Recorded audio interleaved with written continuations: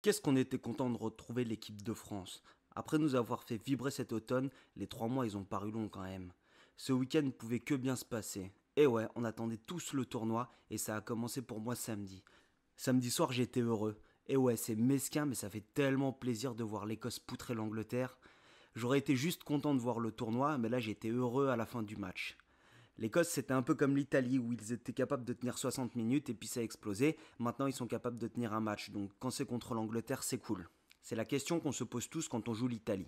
Ils font 0-0 contre les Blacks pendant 25 minutes et si l'arbitre ne leur donne pas une pénalité pour les Blacks, et s'ils tiennent jusqu'à la mi-temps, et s'ils ne font pas 7 en avant, on se met à douter. Et puis qui sait, ils peuvent toujours mettre fin à leur série de 32 défaites consécutives dans le tournoi. Un dimanche pluvieux, pour ceux qui ont l'habitude des terrains le dimanche, on sait ce que ça veut dire. Des ailiers qu'on froid et qui font admirer leur dextérité sur le jeu aérien, des demi qui arrosent le terrain, et des avants qui décident si les trois quarts auront des ballons et souvent de l'issue du match. Des ballons qui tombent, du jeu pénétrant, une guerre de tranchées contre l'Italie, j'avoue que ça fait pas rêver. Un sélectionneur sous Covid, ça inquiète les journaleux et ça fait coller beaucoup d'encre sur comment l'équipe de France va faire.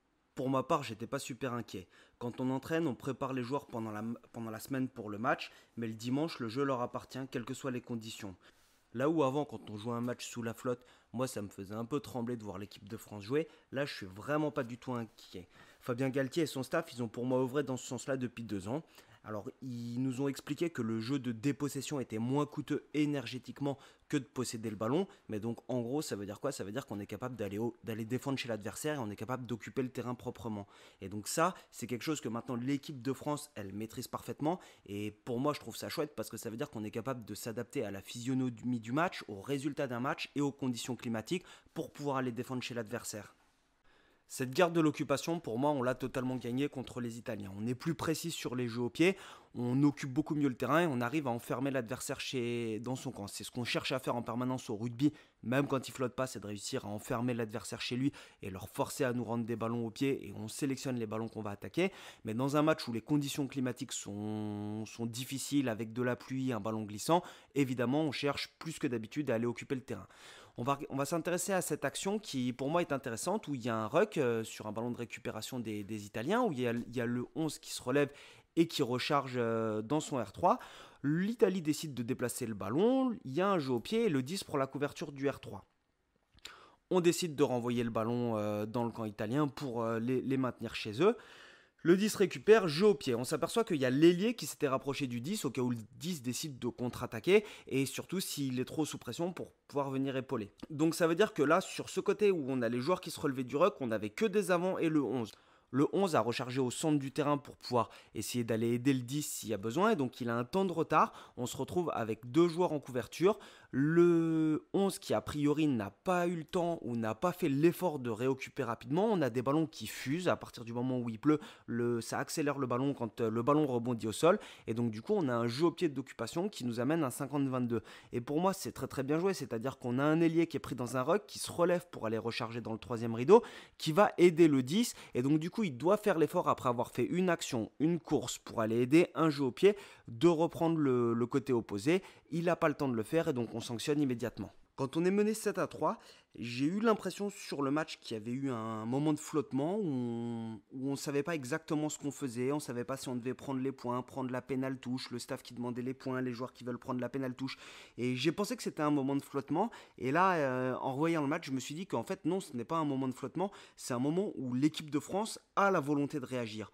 On joue à domicile, on a un statut de favori, on a battu les Blacks, on a un groupe qui a de la qualité, on nous attend et les joueurs ils se sentent frustrés je pense de ne pas pouvoir produire du jeu parce qu'ils flottent, parce que les conditions vraiment sont difficiles, mais on a cette volonté de réagir et je pense que ce moment où on décide de prendre les pénales touches plutôt que de prendre les points, c'est pas quelque chose qui est mauvais en soi parce qu'on a le temps de revenir sur un match comme ça, on est à 20 minutes de jeu, 25 minutes de jeu, 30 minutes de jeu, on peut se permettre de décider d'aller en touche pour essayer de marquer 5 ou 7 points plutôt que de prendre 3 points. Et donc au début je pensais que c'était un moment de faiblesse alors que je pense au contraire que c'est une force de caractère de la part des Bleus ce qu'ils ont réussi à faire. C'est-à-dire que malgré les conditions, ils ont eu la volonté de produire et de montrer à l'Italie et à tout le monde qu'en fait ils n'étaient pas mis en danger et qu'ils savaient exactement ce qu'ils faisaient. Et ce qu'ils réalisent sur cette action juste avant la mi-temps, à 10 secondes de la mi-temps, où ils ont la possibilité de prendre 3 points et ils décident de prendre la pénale touche, c'est juste magnifique puisque le lancement de jeu à partir de ballon porté est parfaitement réalisé avec des passes qui sont sur le pas. Et on peut admirer la qualité technique de ces joueurs qui sont en pleine confiance. Et ça, c'est vraiment agréable. C'est exactement ce qu'on attend de ces joueurs-là, de les voir produire des actions comme ça et des gestes techniques impressionnants. On dit souvent que c'est les avants qui décident si on gagne un match et je pense que c'est totalement vrai. On a eu des avants qui sur la conquête ont été dominateurs, on a eu nos mêlées. Pour moi, on a été plutôt dominateur en mêlée, même si on prend une pénalité. Et franchement, il suffit de regarder la tête d'Antonio pour comprendre que, en fait, c'est pas lui qui a fait la faute, que c'est l'arbitre qui s'est planté. Et après, on perd une mêlée, on prend une pénalité à 5 minutes de la fin quand le score est déjà fait. Mais pour moi, ça c'est anecdotique. Sur les touches, on a été très propre. On a eu nos lancements, on a réussi à avoir des ballons portés. On marque d'ailleurs à partir de lancements sur touche, sur les ballons portés, on arrive à désorganiser leur défense. Tandis que l'Italie a eu beaucoup plus de mal en conquête, ils ont perdu pas mal de ballons sur touche et ils nous ont notamment offert un essai en fin de première mi-temps qui a été cadeau. On a vraiment réussi à les emmerder en touche et ça c'est tout bénef parce que ça veut dire qu'ils n'arrivent pas à lancer le jeu et ils sont pas propres. Maintenant, on va partir sur un petit point tactique à partir de mêlée. Quand on veut sortir de son camp et qu'on utilise notamment les départs 8, que ce soit sur le fermé ou les départs 8-12, à partir du moment où on a réussi à gagner du terrain, comme c'est le cas ici, il faut automatiquement, quel que soit l'endroit du terrain et l'endroit de la mêlée, inverser le sens de jeu. Pourquoi? Parce qu'on a 8 avants qui ont fourni un effort en mêlée, notamment les premières lignes, et qui doivent se relever. Et à partir du moment où on a franchi la ligne de remise en jeu et qu'on a gagné du terrain, ça veut dire que tous ces joueurs sont hors jeu et qu'on va potentiellement avoir une zone de break qui s'ouvre. Donc il y a deux options, soit on va attaquer cette zone de break en attaquant très fort à plat, ou alors, on joue si les joueurs sont en train de se replier plus proches sur des joueurs hors jeu et on peut potentiellement récupérer une pénalité. Et c'est ce qui est dommage pour l'Italie, c'est que là, ils arrivent sur le lancement de jeu à gagner du terrain. On a des joueurs français qui sont hors jeu. On a une zone de break qui est identifiée que les Français sont en train d'essayer de combler rapidement. En revanche, la passe du 9 et les axes des courses des Italiens sont pas bons où on vient attaquer sur une zone où il y a énormément de défenseurs. Le dernier point sur lequel j'aimerais m'attarder, c'est sur ces fameux jeux au pied qu'on voit à partir de mêlées ou de ballons portés qui sont en plein centre du terrain et qui arrivent à la limite de l'embut. Pourquoi est-ce que c'est des jeux au pied que moi je trouve intéressants? C'est des jeux au pied, en fait, les phases de ballon porté, c'est des phases qui sont très très structurées, sur lesquelles les zones de break sont clairement identifiées. Et à partir du moment où les zones de break sont identifiées, ça veut dire que la défense a des actions qui sont ultra normées pour pouvoir combler les zones de break, puisqu'il y a toujours une zone de break sur ballon porté pour attaquer derrière un ballon porté. L'avantage de pousser au pied comme ça, effectivement, potentiellement, on rend le ballon à l'adversaire, mais aussi on le met en difficulté. C'est-à-dire que si le ballon s'arrête devant l'embut, là on se voit les Italiens qui se retrouvent avec un ballon, mais à 50 cm de leur embut, et qui doivent réussir à ressortir de leur camp. Et en plus d'avoir l'opportunité de marquer sur des jeux au pied comme ça, en fait, on enferme l'adversaire dans son camp, on la met sous pression. Et nerveusement, c'est pas forcément évident d'enchaîner des séquences comme ça, surtout qu'on va rendre soit la possession sur un nouveau ballon, sur une nouvelle touche, ou soit sur un ballon de contre-attaque. Et donc là, c'est ce qu'on voit dans ce deuxième ballon porté, où ce qui va être intéressant, c'est l'action de Dupont, en fait, qui va regarder la couverture, effectivement, si le 9 couvre le second rideau ou pas. À partir du moment où le ballon porté se désaxe, là on va le voir, le ballon porté se désaxe, on va le voir, il va lever la tête pour prendre l'information, est-ce qu'il y a la possibilité ou pas de jouer au pied. Et donc là, on le voit, il regarde, il se dit, ok, est-ce qu'il y a moyen, est-ce qu'il n'y a pas moyen. Et là, hop, c'est parti, sauf qu'il s'est fait pister par le 9 entre-temps. Dans cette vidéo, je pouvais pas omettre de parler de notre Gabin Villiers national. Le mec, il a quand même calé 3 essais dans un match, c'est un serial marqueur, il fait très mal et en fait c'est tout ce qu'on attend d'un ailier, c'est-à-dire qu'un ailier, on attend qu'il soit rapide et qu'il soit en mesure de terminer les actions. Et ça c'est quand même son point fort.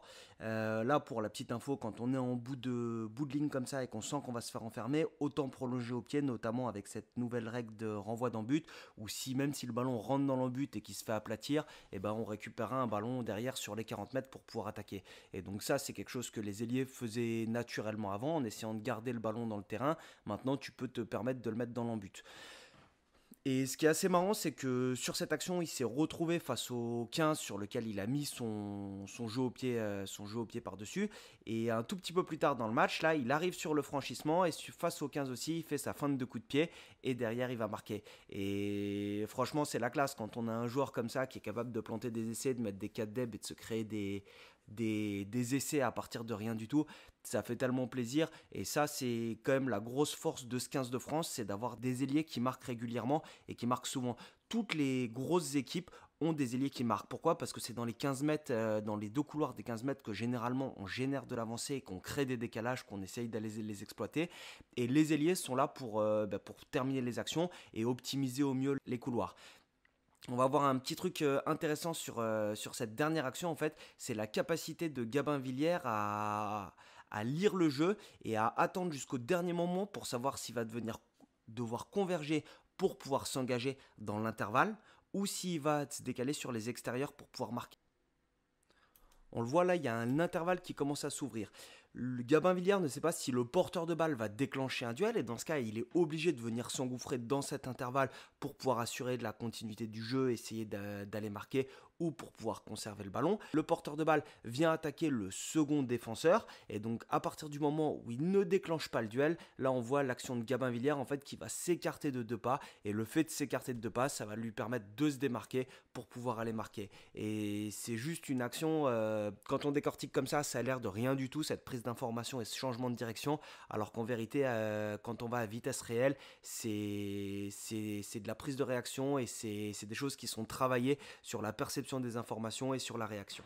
La question qui se pose, c'est les Irlandais qui ont aussi poutré les Blacks pendant la tournée d'automne et qui ont carrément atomisé les Gallois.